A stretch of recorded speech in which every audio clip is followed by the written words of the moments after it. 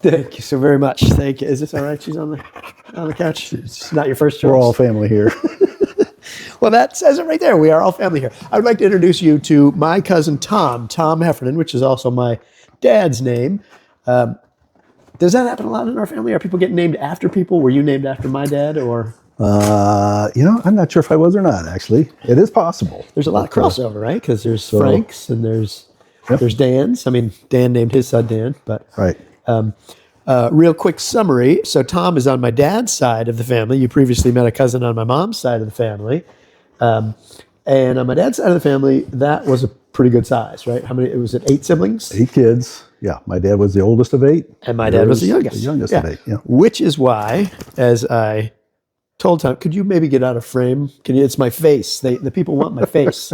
Thank you. Thank you very much. Oh, man. Skylar's pretty cute. It's not the love about Skylar. So one of the factors. Oh, sit thee down, would you? Sit thee down.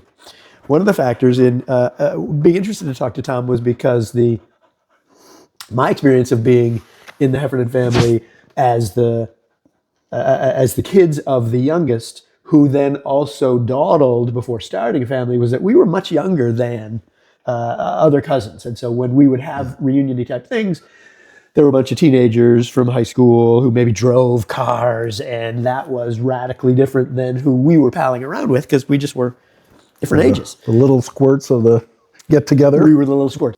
I'm going to say that one of the things about the Heffernan side of the family that sets us apart, I'm going to say it, the newsletter. That is unique. Whenever I tell people we have that going for 35 years now. Did you realize that? 35 years. You're kind of the historian kind of like, that, right? Really? There was a thing in the newsletter a 4 years back maybe that said, who's got the oldest one? Tell the story of the family newsletter. All right. So this was started many, many moons ago, and your dad was at the very beginning of that. In fact, I think it was the seed of his idea. Is that right? That, the Sibs are scattered kind of coast to coast. By that time, they'd been in New Jersey for a long time. A couple of the Sibs were out in California. You're saying the newsletter started after we moved to Jersey? After 1983? Because they were handwritten ones. I think so. Right? Yeah, I think so. It's about 35 years old, so it would have started right around 1990. Okay. 89, 90, right in there somewhere. So that is because we moved in 83. Yeah. And I remember some of the comments being, your dad feeling like, hey, we're over here kind of out of the loop and we're missing what's going on with the family, that kind of thing. So he threw that idea out there.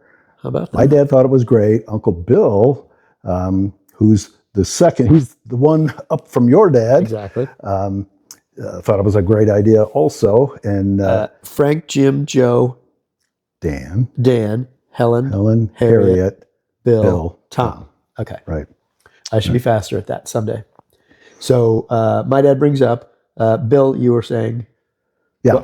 Basically said, let's do it. And interestingly, I don't know how this happened. The very first edition was written by Aunt Harriet. Okay. And I don't remember in any of the kind of archive stuff her being in that discussion, or at least I don't have that copy. I don't have an original. I've got a digital of it. But who won that contest when somebody said, "Let's see who's got the oldest"? Oh, I did. That was you. I killed it. Your mom came thinking she had it nailed. This was at Cousin Joe's house in Detroit area. A reunion that he hosted. Okay. She thought she had it nailed, but and I don't like to upset your mom. Funny. I mean, get that. I don't like to upset my mom. Right.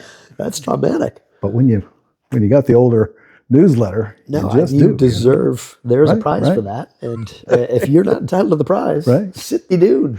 It's the way it works. Yeah. So, anyways, it has been going all these years. Yeah. Our generation, or our parents' generation, I should say, carried it for 25-ish years, and then it gradually got handed over. Now our generation does it. Yeah.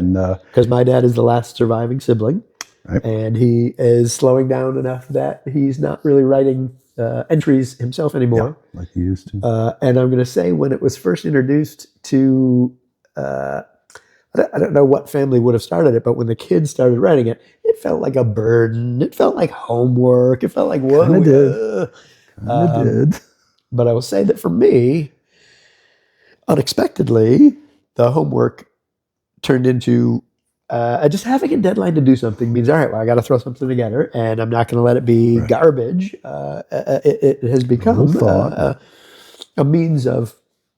I had been away from writing for many, many years, and so this is once every 8 months, right? Every 8 siblings, every once month, a siblings, and now a siblings family takes over and just updates everybody else on what's going on with their family. And Right. I don't think I've ever spoken to anyone else who has heard about the Heffernan Family Newsletter who has not said, "Oh my God, your family has a newsletter? We have never done anything like that." Right. So there are 36 of us first cousins, Okay. and basically everybody has kept that going. Okay. that So, is more than 4 per sibling. well, On yeah. average. Yeah, on average. Yeah, Well, Roshan's had 9. We only had 5. We were We had small by 4, so we were comparison.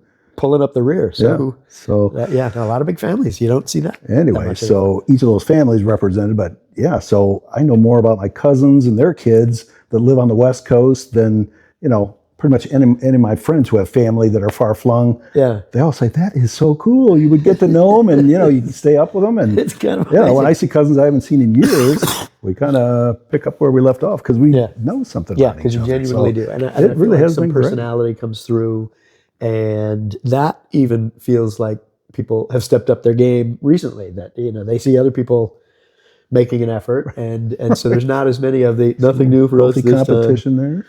Maybe a little bit, bit jokey joke. There was one by your favorite cousin Dale, and by favorite cousin Dale, self-proclaimed. Right. We love you, Dale. But there's not a trophy for this. But he did the entire family. He sort of took over and wrote it, and it was like a sporting news thing. It was. Kind of a memorable edition. I It gotta really admit. was. It was good. And that we have that available as a thing to reminisce about. You remember that time Kooky Dale did the thing with the stands out. It was pretty good. I got to admit.